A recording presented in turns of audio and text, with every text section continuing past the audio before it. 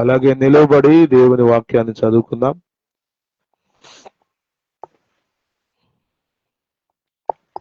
కీర్తనల గ్రంథం 15వ కీర్తన చదువుకుందాం. సామ్స్ 15.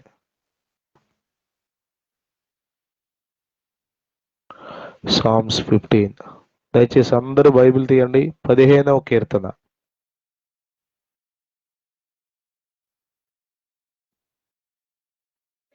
ఏమంతరామా చదువు. కీర్తనల గ్రంథం 15వ కీర్తన.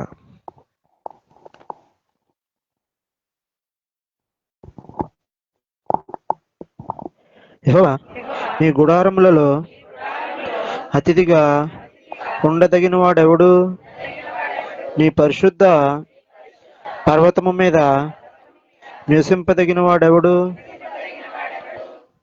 యథార్థమైన ప్రవర్తన కలిగి నీతిని అనుసరించుచు హృదయపూర్వకముగా నిజము పలుకువాడే అట్టివాడు నాలుకతో కొండెములాడడు. తన చెలికానికి కీడు చేయుడు. తన పొరుగువాని మీద నిందమోపడు. అతని దృష్టికి నీచుడు, అసహ్యుడు. అతడు యెహోవా యందు భయభక్తులు గలవానిని సన్మానించుచు అతడు ప్రమాణము చేయగా నష్టము కలిగినను మాట తప్పడు. తన ద్రవ్యము వడ్డీకియ్యడు. నిరపరాధిని చెరుపుటకై లంచము పుచ్చుకొనడు. ఈ ప్రకారము చేయువాడు ఎన్నడును కదల్చబడడు. ఆమేన్. చదవబడిన కీర్తన ప్రభు మన కొరకు ఆశీర్వదించును గాక. దయచేసి కూర్చోండి. ముందుకు జరిగి కూర్చోండి, ఇంకా వచ్చే వారికి అవకాశం ఇచ్చేట్లు.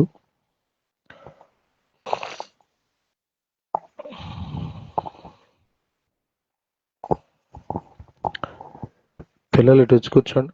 ఇద్దరు ముగ్గురు ఇటు వచ్చి కూర్చోండి. పిల్లలు ఇటు రాను చేసి ఇటు వచ్చి. దేవుని స్తోత్రం. హల్లెలూయా, హల్లెలూయా. దేవుని పరిశుద్ధ నామమునకు మహిమ కలుగును గాక. ఆమేన్. మహాదేవుడును లోకరక్షకుడునైన యేసుక్రీస్తు వారి శ్రేష్టమైన నామంలో ఈ పునరుత్థాన దినం దేవుని సన్నిధికి కూడి వచ్చిన మీ అందరికీ వందనాలు. అందరికీ వందనాలు. దేవుని స్తోత్రం. హల్లెలూయా. 15వ కీర్తన అమూల్యమైన కీర్తన. ఇది చదువు వచ్చిన వాళ్ళందరూ వీలైనంత వరకు దీన్ని కంఠస్థ చేస్తే మంచిది. అన్నీ విలువైనవే, కానీ ఇది మన జీవితానికి చాలా ప్రాముఖ్యమైన అనుభవం. దేవుని దగ్గర ఎవరుంటారు? దేవునితో ఎవరు ఉండగలుగుతారు? ఒక వ్యక్తి తనంతట తానుగా పరిశుద్ధుడు కాలేడు. ఎంత ముక్కు మూసుకుని బిగదీసుకుని బ్రతికినా ఏదో సందర్భంలో మనం దారి తప్పే అవకాశం ఉంటుంది.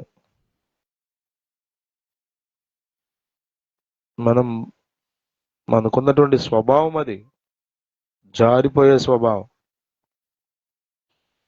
కానీ ప్రభు ప్రేమ గలవాడు. దేవుని స్తోత్రం. మనలను ఆయనతో కూర్చోబెట్టుకోవాలని ఆయన ఆశపడుతున్నాడు. దేవుని స్తోత్రం. హల్లెలూయా. యెహోవాని గుడారములో అతిథిగా ఉండదగిన వాడు ఎవడు? నీ పరిశుద్ధ పర్వతం మీద నివసింపదగిన వాడు ఎవడు అంటూ 2, 3, 4, 5 వచనాల్లో ఎవరు ఆయన దగ్గర ఉంటారో, వారికి ఎలాంటి లక్షణాలు ఉంటాయో, వారు ఎలా జీవిస్తారో ఆ విషయాలన్నీ చాలా స్పష్టంగా ఇక్కడ దావీదు భక్తుడు రాశాడు. దేవుని స్తోత్రం. హల్లెలూయా. గమనించండి, భక్తి అంటే కేవలం మందిరంలో చేసేది మాత్రమే కాదు. చాలా మంది ఇక్కడ చేసేస్తారు. బయటికి వెళ్ళి చాలా విచిత్రంగా ప్రవర్తిస్తారు. గుర్తుపెట్టుకోండి, మనము ప్రతిరోజు భక్తి చేయాలి, ప్రతిరోజు భయభక్తులు కలిగి జీవించాలి, ప్రతిరోజు వాక్య ప్రకారం నడవడానికి మనం హృదయాన్ని మనసును స్థిరపరచుకోవాలి. దేవుని స్తోత్రం. అలా కాకుండా కేవలం ఈ మందిరంలో ఉన్న 2 గంటలు గడగడ వణిగిపోతూ ఇక బయటికి వెళ్ళిన తర్వాత లెక్కలేనట్లుగా ప్రవర్తిస్తే కష్టం. మీరు గమనించండి, మనం ఎక్కువ సందర్భాల్లో తప్పిపోయేది నోటితోనే. అది చిన్నదే కానీ లోపల ఉంది, ఏం అదిరిపడద్దు. అది ఏంటిది? నాలుక.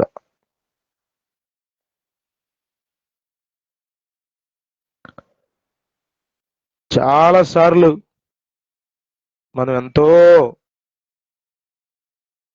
ఉండాలని అనుకుంటాం. నా ప్రార్థనలో అనేక విషయాలు ఉంటాయి. ఒకటి, ఒక్క మాట కూడా అన్నెసరీ వాడకూడదు ప్రభువా. మైక్లోనే కాదు, మనుషులతో కూడా.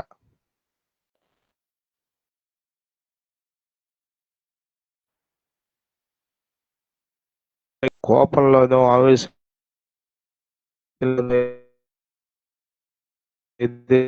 ప్రభు అని ప్రార్థన చేసుకుంటాం. ఇక్కడ ప్రభు చూడ్డం, ఎంత వాక్యాన్ని పట్టుకుని బ్రతుకుతున్నాం అనేది ప్రభు చూస్తాడు.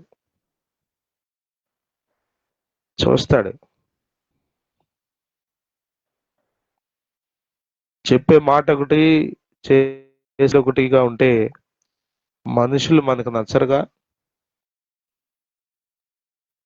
మనం మనకే ఇష్టం లేకపోతే మరి దేవుడు ఎలా ఇష్టపడతాడు చెప్పండి? పరిశుద్ధుడైన దేవుడు ఎలా ఇష్టపడతాడు? ప్రియులారా, హృదయపూర్వకంగా చేయాలి భక్తి. మీ నోట్లోంచి వచ్చే మాట హృదయపూర్వకమైందై ఉండాలి.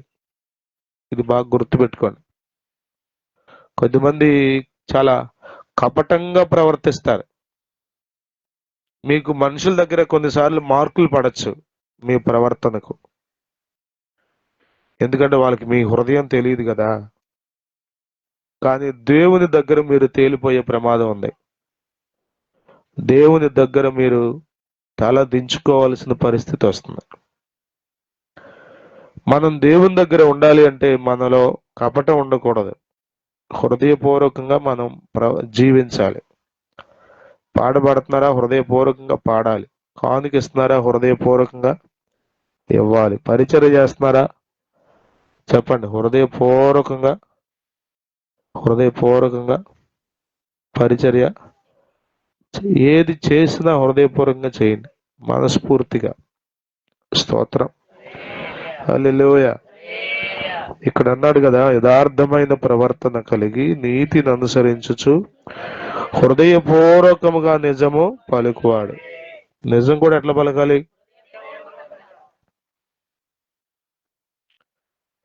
పోలీస్ స్టేషన్ లో దొంగ హృదయపూర్వకంగా పలుకుతాడా? దెబ్బలు తట్టుకోలేక.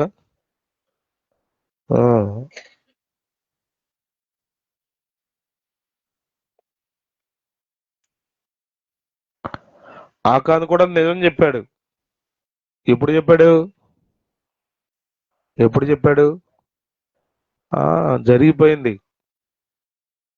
జరిగిపోయిన తర్వాత అప్పుడు చెప్పాడు, నేనే తీసుకొచ్చింది ఆ ఎరికోలో నుండి శపించబడిన వాటినని. ప్రియులారా, జ్ఞాపకం చేసుకోండి,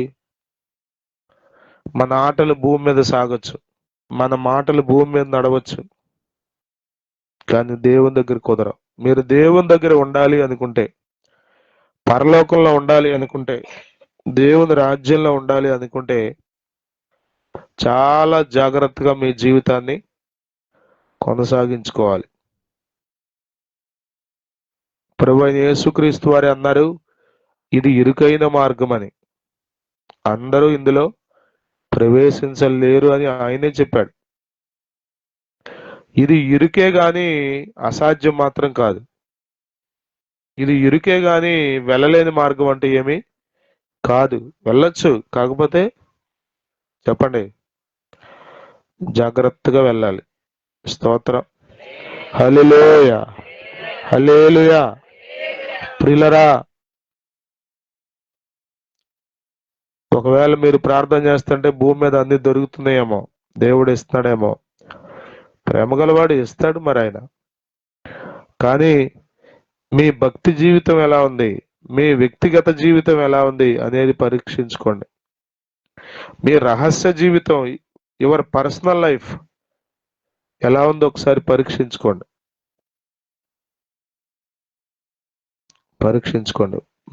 వ్యక్తిగతమైన భక్తి చాలా అవసరం, వ్యక్తిగతమైన నిష్ఠ చాలా అవసరం. అర్థమవుతుందా? అది లేకపోతే కష్టం.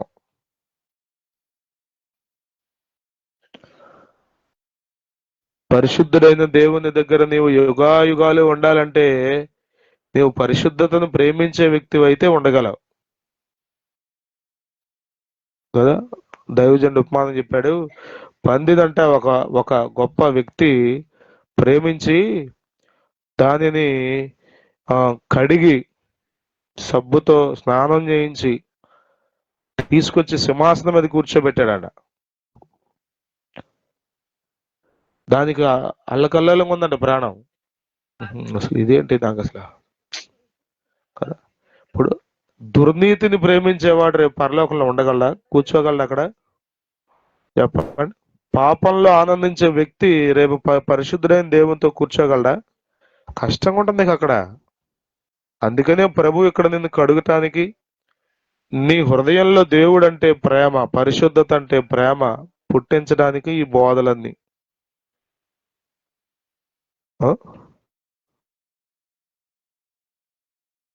అంట రెండో రోజు చూస్తే అది లేదంట. ఎక్కడుందా అని చూస్తే మళ్ళీ ఎక్కడైతే తీసుకొచ్చాడో ఆ బురద గుంటలోనే హాయిగా స్విమ్మింగ్ చేస్తుందంట కదా. కడగబడిన పంది అన్నాడుగా. ప్రియులారా, జ్ఞాపకం చేసుకోండి, మనము నీతిని ప్రేమించాలి. నీతిని ప్రేమిస్తున్నట్టుగా నటించడం కాదు, నిజాయితీగా బ్రతుకుతున్నట్టుగా నటించడం కాదు. అమ్మో భక్త ఉంటుందమ్మా, ఎంత భక్తి పర్రాలేదమ్మా,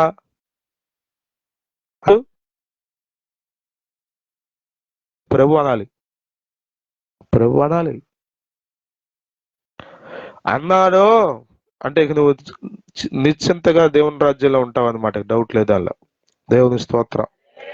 హల్లెలూయా, హల్లెలూయా, హల్లెలూయా. ఎన్నో విషయాలు ఉన్నాయి ఇక్కడ.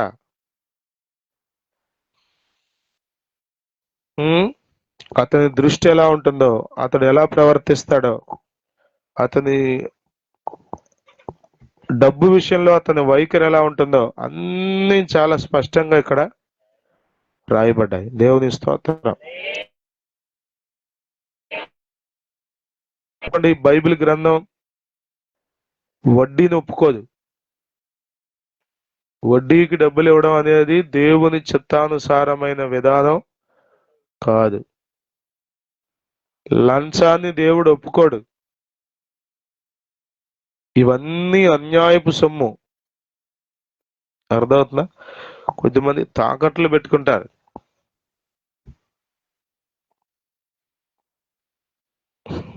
మీరు దాంట్లోంచి దశంభాగం తెచ్చేసిందా దేవుడు ఒప్పుకోడు.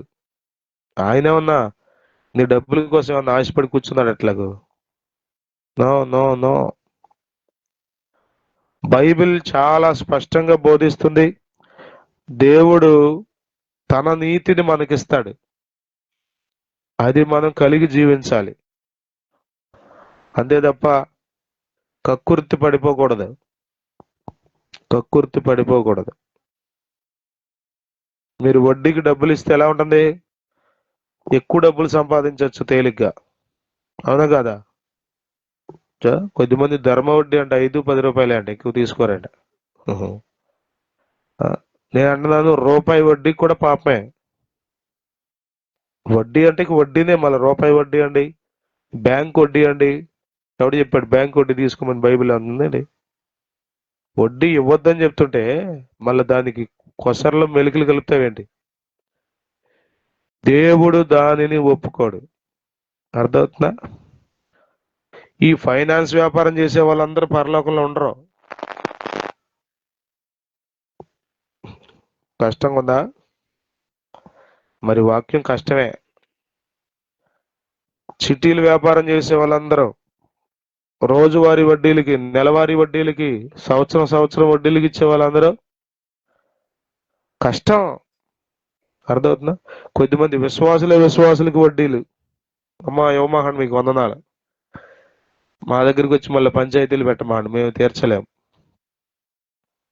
యేసు రక్తమే జయం. పరలోకంలో ఎవరుంటారు చెప్పండి? ఎవరుంటారు అంటే 24వ కీర్తనలో కూడా ఈ మాటలు మనకు చదువుతాం. 24వ కీర్తన 3వ వచనం చూడండి. యెహోవా పర్వతమునకు ఎక్కదగిన వాడెవడు? ఆయన పరిశుద్ధ స్థలములో నిలవదగిన వాడెవడు? వ్యర్థమైన దాని యందు మనసు పెట్టకయు, కపటముగా ప్రమాణము చేయకయు, నిర్దోషమైన చేతులు, శుద్ధమైన హృదయం కలిగి ఉండువాడే. చూసారా? దేవుని స్తోత్రం. అది దేవుడు అది మన నుండి కోరుకునేది. స్తోత్రం. హల్లెలూయా. కాబట్టి ప్రియులరా, జాగ్రత్తగా జీవించడానికి ప్రయత్నం చేయండి. ప్రభు సహాయం చేస్తాడు. మనంతటా మనమే నీతిగా బ్రతకలేం. బ్రతికే కృప ప్రభు ఇస్తాడు. దేవుని స్తోత్రం. ఆశ నీకుంటే ప్రభు తీరుస్తాడు. అసలు నేను వద్దన్న పెట్టేసి వెళ్ళిపోతున్నారండి చేతుల్లో వడ్డీ డబ్బులు. పెట్టేసి వెళ్ళిపోతున్నారా?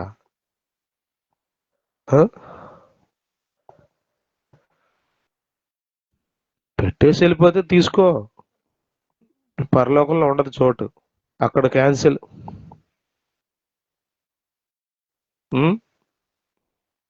బాప్తిస్మం ఇచ్చే యోహాను దగ్గరికి సైనికులు వచ్చారు. సైనికులు వస్తే వాళ్ళతో మాట్లాడుతూ అద్భుతమైన మాట అంటాడు. చదవండి. లూకా సువార్త 3వ అధ్యాయం 14వ వచనం. సైనికులు అడుగుతున్నారంట, మేమేమి చెయ్యాలయ్యా అని. ఎవరిని బాధ పెట్టకయు, ఎవని మీదను అపనింద,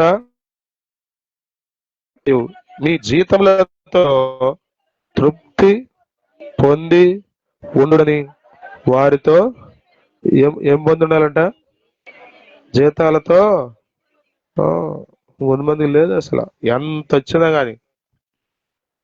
బైబిల్ చాలా స్పష్టంగా చెప్తుంది, నీతితో కూడిన ఆకుకూరల భోజనం మంచిది. అర్థమవుతుందా? పాస్టర్ గారిని పిలిచి దొంగ కోడి కూర తీసుకొచ్చి పెడితే పాస్టర్ గారికి పెట్టినంత మాత్రం నా ఆశీర్వాదం వచ్చేస్తుంది ఏంటి? పాస్టర్ గారికి ఏం తెలుసు అది ఎక్కడి నుంచి తెచ్చావో? దొడ్లోకి వచ్చింది వేసేసావు, వలబట్టావు, వేసేసావు, కూరలో వేసేసావు, పెట్టేసావు, అయ్యగారు కూడా పెట్టావు అనుకున్నావు నువ్వు. అయ్యగారు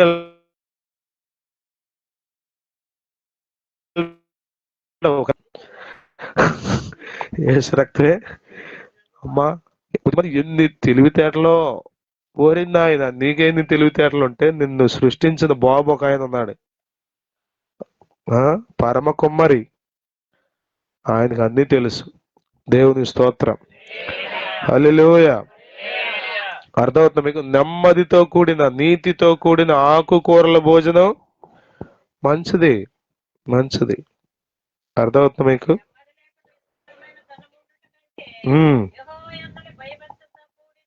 కూడిన కొంచెమే మేలు అన్నాడు.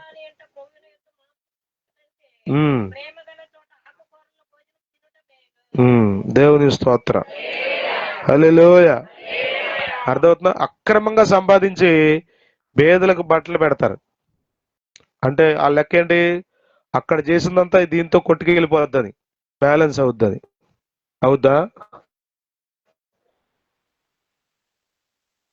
లెక్క అట్ట లేవు. సంపాదించేది అక్రమంగా సంపాదించి దానిలో నుంచి చెప్పండి పిల్లలకి బ్యాగులు కొంటే, పిల్లలకి యూనిఫామ్ కొంటే, లేకపోతే అనాథాశ్రమానికి వెళ్ళి ఒకరోజు భోజనం పెడితే ఇక ఏమనుకుంటారు వాళ్ళు? చెప్పరేంటమ్మా? వైన్ షాప్ పెట్టి డబ్బులు సంపాదించి దానిలోంచి దశంభాగం తీసుకొస్తే అసలు నీకు ఎంత ధైర్యం అసలు? దుర్మార్గంగా డబ్బులు సంపాదించి మళ్ళీ మందిరానికి వచ్చి డబ్బులు తీసుకురావడం నీకు అంత ధైర్యం? పొలం అమ్మిన డబ్బులు తేనందుకే చచ్చారు అక్కడ పడి. పొలం అమ్మిన డబ్బులు వాళ్ళ డబ్బులేదో వేరే వాళ్ళ డబ్బులు అయ్యి, వాళ్ళ డబ్బులు వాళ్ళు తేనందుకే పడి చచ్చారు భార్యాభర్తలు ఇద్దరు. ప్రభు కృపగలవాడు కాబట్టి చెప్పండి, ఎట్టా వచ్చినా మందిరానికి సాగిపోతుంది మనకి ఈ రోజుల్లో. నిద్రపోయినా సాగిపోతుంది, చెప్పండి, ఏం చేసినా సాగిపోతుంది. ఊరికి ఒక మాట అన్నా, నిద్రపోయినాడు ఒక్కసారి పడి కాలో చెయ్యి ఇరిగి ఇంకోటి నిద్రపోతాడా? ప్రభు క్షమించిన ఆయన, క్షమించిన ఆయన, నాయన నాయన, బాబు బాబు, భయం వచ్చేది. మీరు చదవండి ఆ వాక్యం. అపోస్తుల గారు ఎలా అయితే గడ గడ గడ వణికారంట అందరం. ఎందుకని? భర్త వచ్చాడు, పడి చచ్చిపోయాడు. మేడం గారు వచ్చింది, నెక్స్ట్ ఆవిడ పడి చచ్చిపోయింది. ఇక అందరికి మిగుల భయము కలిగేను అన్నాడు. భయం కలకపోవడానికి కారణం ఏంటో తెలుసా? అది జరగాలని మేము కోరుకోవట్లా. ప్రభా కనికరించయ్యా, క్షమించయ్యా. ఒక మాట కఠినంగా అన్నా నేను ధైర్యంగా చెప్పగలను, వెంటనే నా మనసులో ప్రభా క్షమించయ్యా అని అనగలను, అనుకుంటాను, అంటాను దేవునితో. దేవుడు కీడు కోరేవాడు కాదు, దైవజనుడు కూడా కీడు కోరేవాడు కాదు. ఒకవేళ కీడు కోరేవాడైతే అతడు దైవజనుడే కాదు. దేవుని కార్యాలు అలా జరుగుతాయి అంతే. అర్థమవుతుందా? ఏదో ఒక సొమ్ము తీసుకురావడం కాదు దేవుని దగ్గరికి. నువ్వు కష్టపడిందే, నీ దేవుడు నీకు ఇచ్చిందే, అది నీవు దేవుని సన్నిధిలో ఉంచాలి. దేవుని స్తోత్రం, హల్లెలూయా. వడ్డీ, లంచం, ఇవి ధనం విషయంలో, నోటి మాట విషయంలో, ప్రతి విషయాన్ని అక్కడ 15వ కీర్తనలో భక్తుడు జ్ఞాపకం చేశాడు. యెహోవా నీ గుడారములో అతిథిగా ఉండదగిన వాడు.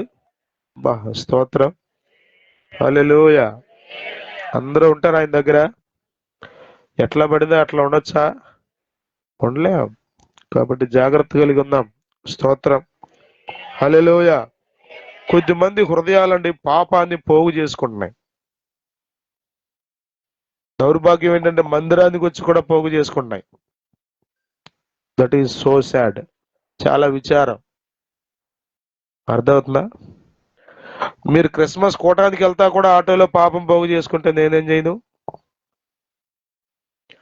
క్రిస్మస్ మీటింగ్ అయిన తర్వాత భోజనం చేస్తూ కూడా పాపం పోగు చేసుకుంటే చెప్పండి, అంతకంటే ఘోరం ఏముంది? కీర్తన గ్రంథంలోనే ఉంటుంది ఆ మాట. చదువుతారా ఒకసారి? కీర్తన గ్రంథం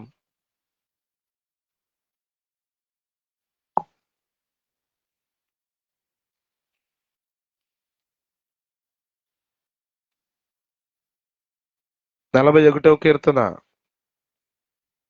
6వ వచనం. ఒకడు నన్ను చూడవచ్చిన యెడల వాడు అబద్ధమాడును, వాని హృదయము పాపాన్ని పోగు చేసుకుంటుంది. చూసారా? పాపాన్ని పోగు చేసుకో. దావీదుని చూడటానికి వస్తాడంటాడు, పలకరించడానికి వస్తాడంట, కానీ ఏం పోగు చేసుకున్నాడు? వచ్చిన ఉద్దేశం ఒకటి, పోగేసుకునేది ఒకటి. అట్లా ఉండకండి.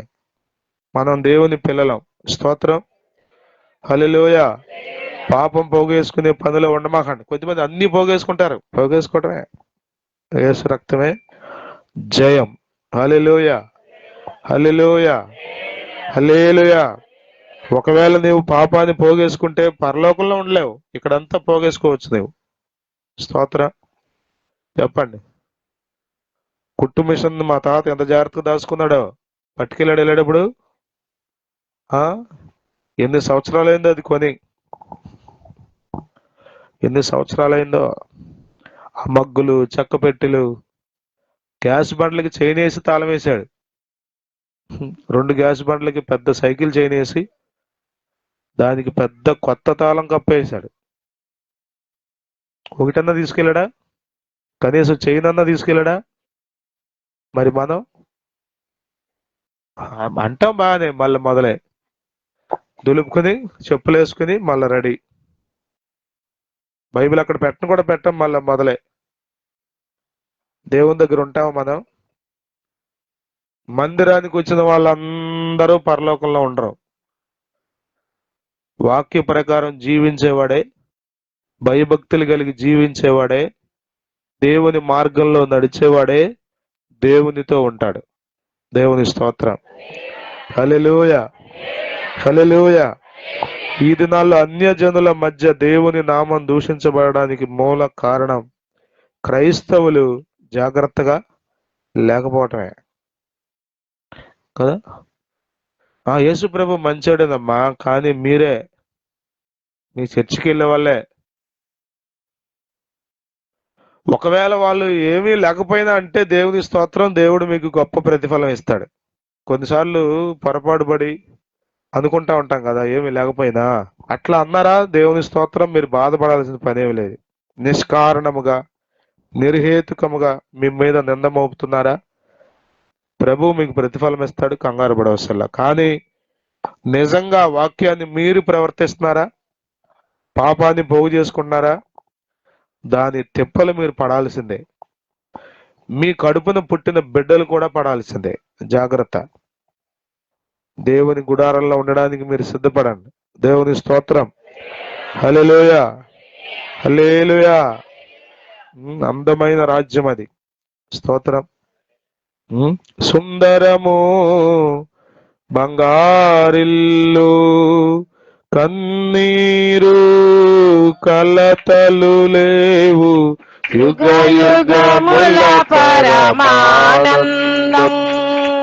కన్నీరు కలతలు లేవు, యుగ యుగముల పరమానందం. హల్లెలూయా. ఏంటయ్య గారు వాక్యం చెప్పేదానికి వడ్డీ గురించి మీకెందుకు? వాటి ఏం చెప్పాలి? వడ్డీ ఉందగా బైబిల్లో. వడ్డీ గురించి మీకెందుకు అయ్యారు? లంచం గురించి మీకెందుకు? మరేం చెప్పాలి? నువ్వు ఎట్టయినా రా, ఎట్టయినా బతుకు, డైరెక్ట్ గా నీ కోసం దేవుడు పరలోకం డోర్లు తెరుస్తాడు, వెళ్ళిపోదు. కానీ అట్ట ఉందండి బైబిల్ అని చెప్పటానికి. అనుకూలమైన బోధ చేయమని అనకండి, అది మీకు శాపం. అర్థమవుతుందా? దైవజనులను విమర్శించే స్థాయికి వెళ్ళలేదు మీరు, అక్కడ దాకా వెళ్ళిపోమాకండి. వెళ్ళిపోతే అర్థమవుతుందా, మీ గొయ్యి మీరు తవ్వుకున్నట్టే, డౌట్ లేదు దానిలో. మా మనస్సాక్షిని నేను కాపాడుకుంటా, అట్లాగే ప్రతి దైవజనుడు. వాళ్ళ జోలు మనకెందుకు? దేవుడు చెప్పింది చెప్పినట్టుగా చేయడానికి సిద్ధపడండి. స్తోత్రం. హల్లెలూయా, హల్లెలూయా, హల్లెలూయా. దైవజనుడు కఠినంగా మాట్లాడకపోతే అందరం కలిసి నరకంలో పోతాం. ఈ దినాల్లో అంతా మెత్తుడు బాధే. జాగ్రత్తగా మెత్తి మెత్తి మెత్తి మెత్తి మెత్తి మెత్తి మెత్తి మెత్తి మెత్తి అమ్మాయి పోనే ఒక 100 మంది అయ్యారు మన విశ్వాసులు. ఎందుకు 100 మంది నరకంలో పట్టానిక? మెత్తాల్సిన అవసరం లేదు. దేవుని స్తోత్రం. హల్లెలూయా. ఎవడైనా పరలోకంలో ఉంటాడని ఉందా? 15వ కీర్తనలో మందిరానికి వస్తే చాలు వెళ్ళిపోతాడు పరలోకంలో ఉందా? జాగ్రత్తగా ఉండాల్సిందే, ఉండి తీరాల్సిందే పరలోకం వెళ్ళాలి అనుకుంటే. లేదులేండి, ఏదో కొంచెం 4 రోజులు అట్ట భక్తి చేసుకుంటే పోదాం అనుకున్నాం, మైకిత్తే పాట పాడి మైకిత్తు ఇవ్వకపోతే అట్ట కూర్చొని ఏం సుఖం లేదు. ప్రియులరా, మీ భక్తిని మీరు కాపాడుకోండి. మీ వ్యక్తిగత జీవితం విషయంలో మీ మనస్సాక్షిని మీరు శుద్ధి చేసుకుని ఆ విధంగా జీవించండి. దేవుని స్తోత్రం. హల్లెలూయా, హల్లెలూయా. అద్భుతమైన సంగతులు ఉన్నాయి 15వ కీర్తనలో. మరలా మరలా మరలా మరలా చదవండి. అర్థమవుతుందా? జనవరి 1 వచ్చేలోపు ఒక 10 సార్లను చదవండి, 20 సార్లను చదవండి. ఏది? 15వ కీర్తన. అలా కోరుకోండి, ప్రతి మాట కోరుకోండి. అందులో ఉన్న ప్రతి మాట నేను కూడా చేయాలి ప్రభువా, నేను కూడా ఇలా ఉండాలి ప్రభా, నాకు సహాయం చేయను ఆయన. మనం ఉండలేం. ఉండాలని ఎంతో పట్టుదల ఉంటుంది, కానీ కొన్నిసార్లు అంతే. పౌలన్నాడు, నేను ఏది చేయాలనుకుంటున్నానో అది చేయలేకపోతున్నా. ఏది చేయకూడదని నీకు అర్థం అవుతుందో మళ్ళా అదే పాప మరణముల నియమం. అర్థమవుతుందా?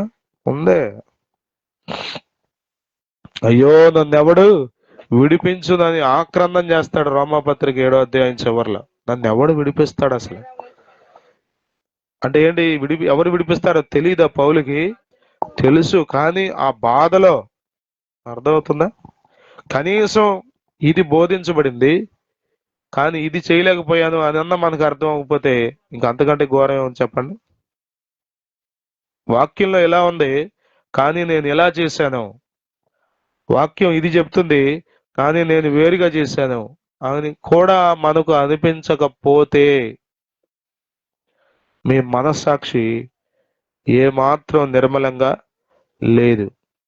యోహాను పత్రికలు అంటాడు, దోషారోపణ లేని హృదయంతో మీరు ప్రార్థన చేస్తే దేవుడు నిశ్చయంగా మీ ప్రార్థన వింటాడు అని. ప్రియులారా, కాబట్టి 15వ కీర్తనలో ఉన్న మాటలన్నీ జ్ఞాపకం చేసుకోండి, చదవండి. అన్నమాట, యథార్థ ప్రవర్తన కలిగి నీతిని అనుసరించుచు హృదయపూర్వకముగా నిజము పలుకువాడే. 3వ వచనం, అట్టి వాడు నాలుకతో కొండెము లాడడు, తన చెలికానికి కీడు ఓర్ని. చెలికాళ్ళు, అమ్మో, మా సిస్టర్ గారే, మా సిస్టరే, మేము ఆవిడ ఒకే చర్చికి వెళ్తామమ్మా. యేసు రక్తమే. ఓరే నాయన, నీకు విశ్వాసతోనే పడకపోతే నువ్వు పరలోకం లెక్కుంటా అసలు?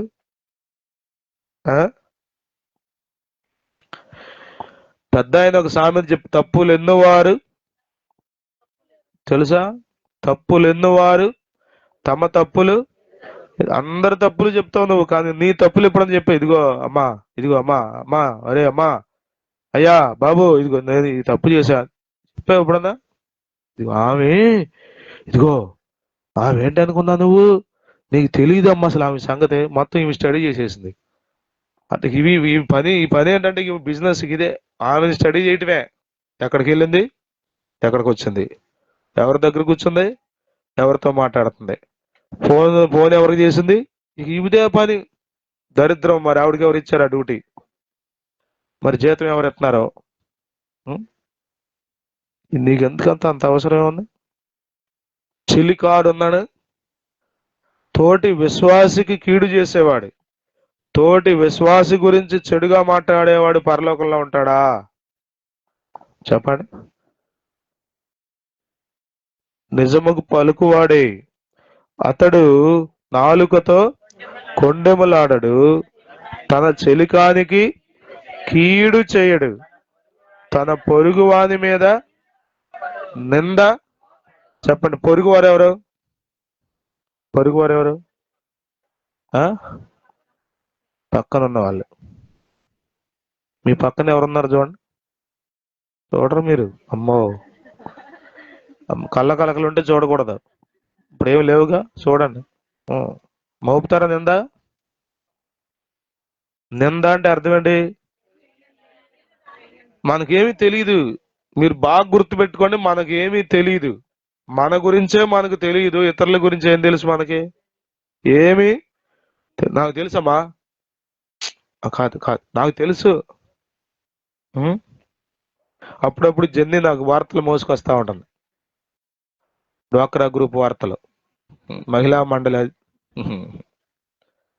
అమ్మా, వినేవారికి క్షేమం కలిగించే మాట నువ్వు మాట్లాడాలి, ఇతరులు అది చెప్తేనే వినాలి. మిగతాది ఏది విన్నా నీ మనస్సాక్షి పాడైపోద్ది ముందు. అర్థమవుతుందా?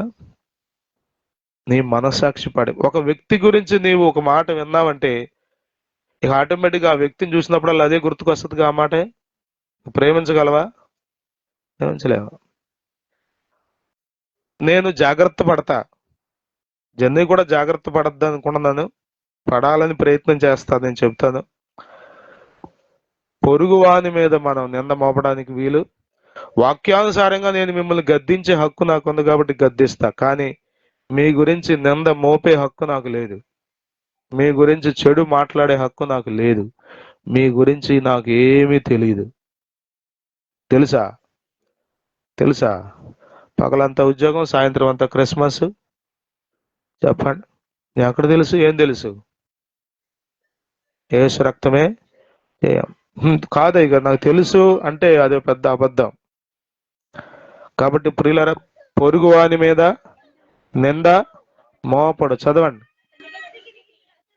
అతని దృష్టికి నీచుడు అసహ్యుడు. మన దృష్టికి పక్కనున్న విశ్వాస అసహ్యుడు. ఎంత ఘోరమో! ఆమె విశ్వాసే, నువ్వు విశ్వాసే. ఆమె బల్లలో చేయి పెడుతుంది, నువ్వు అదే బల్లను తీసుకుంటున్నావు. కానీ ఆమె నీకెవరో అసహ్యులు. అబే, గొంగలు పురికి చూసినట్టు పెడతావు మొహం. యేసు రక్తమే జయం. ఇంకా నువ్వు కడగబడాలి.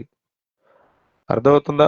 7 సంఘాలకు రాసిన ఉత్తరాల్లో 5 సంఘాలకు పరిశుద్ధాత్ముడు ఏమన్నాడో తెలుసా? నువ్వు మారు మనస్సు పొందాలని. 2 సంఘాలకు మాత్రమే ఆ బోధ చేయలే. 5 సంఘాలకి చెప్పండి, స్మరణ, ఫిలదెల్ఫియా తప్ప మిగిలిన 5 సంఘాలకి మారు మనస్సు పొందమని మళ్ళా చెప్పాడు. ఎందుకని? వాళ్ళు సంఘమేగా, వాళ్ళు మారు మనస్సు పొందిన వాళ్ళేగా, క్రీస్తు రక్తంలో కడగబడిన వాళ్ళేగా. అయినా ఏం చెప్పాడు? మారు మనస్సు పొందమని. దేవుని స్తోత్రం. హల్లెలూయ. అర్థమవుతుందా మీకు? కాబట్టి ప్రియులారా, మనం మారు మనస్సు రోజు పొందాలి. రోజు మనం గ్రహించుకోవాలి.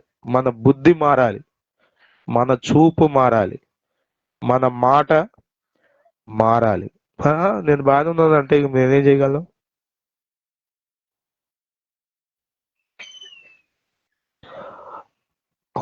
ఒక కఠినమైన మాట అంటాడు దేవుడు. అక్కడ అంటాడు, నేను మారు మనస్సు పొందుటకు దానికి సమయం ఇచ్చాను, కానీ అది మారు మనసు పొందనొల్లదు.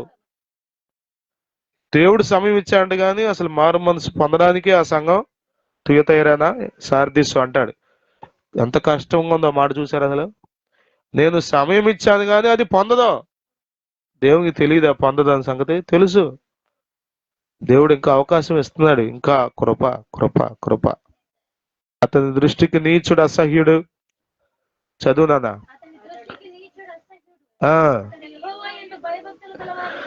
సన్మానించును.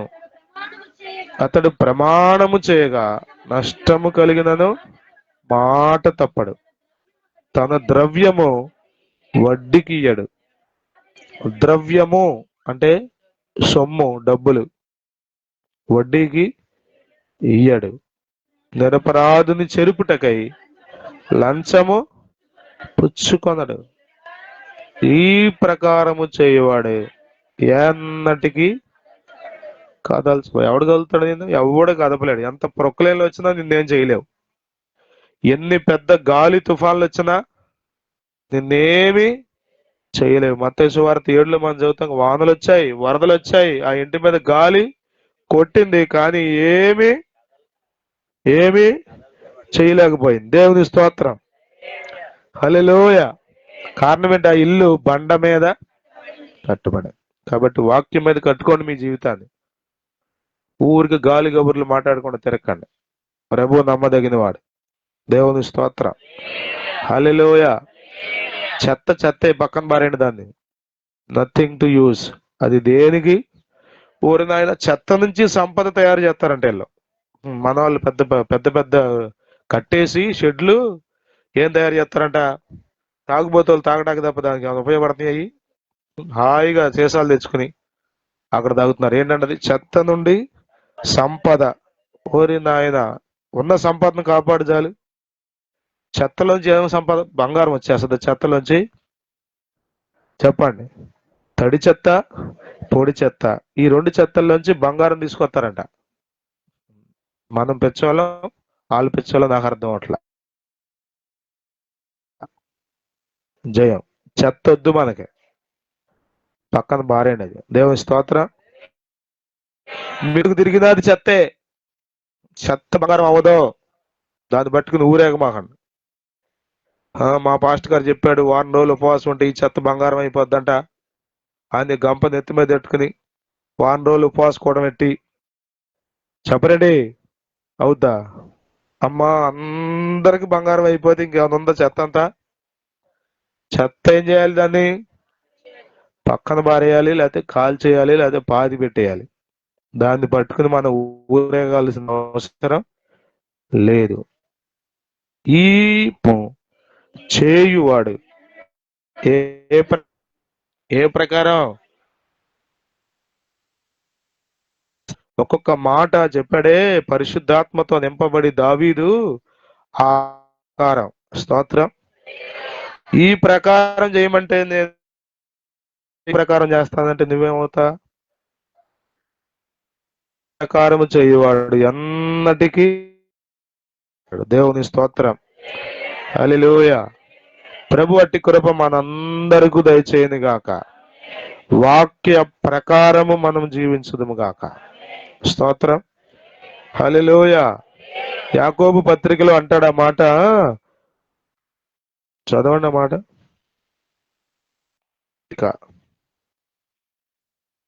మొదటి అధ్యాయం,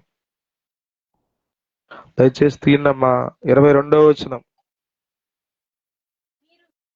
మీరు వినువారు మాత్రమయ్యుండి మిమ్మును మీరు మోసపుచ్చుకొనకుండా ఏ ప్రకారం ఏ ప్రకారం ఏ ప్రకారం చెప్పండమ్మా, వాక్య ప్రకారము ప్రవర్తించువారై ఉండుడి. స్తోత్రం, హల్లెలూయా. వాక్య ప్రకారం ప్రవర్తించే వారిగా మీరు ఉండాలి. అర్థమవుతుందా? మీరు ఏది చేసిన సడన్గా చేయండి. హల్లెలూయా. ఇకండి, ఏదేదో చేయకండి. అన్య జనులు చేసినట్టు దేవుడు అందులో నుండి వచ్చాడు. ఇంకా మనకు నచ్చినట్టుగా చెప్పండి, ఎవరో ఏదో చెప్పినట్టుగా చేస్తే కుదరదు. నీవు దేవుని వాక్య ప్రకారం చేయ. స్తోత్రం. నీకు ప్రతి పనికి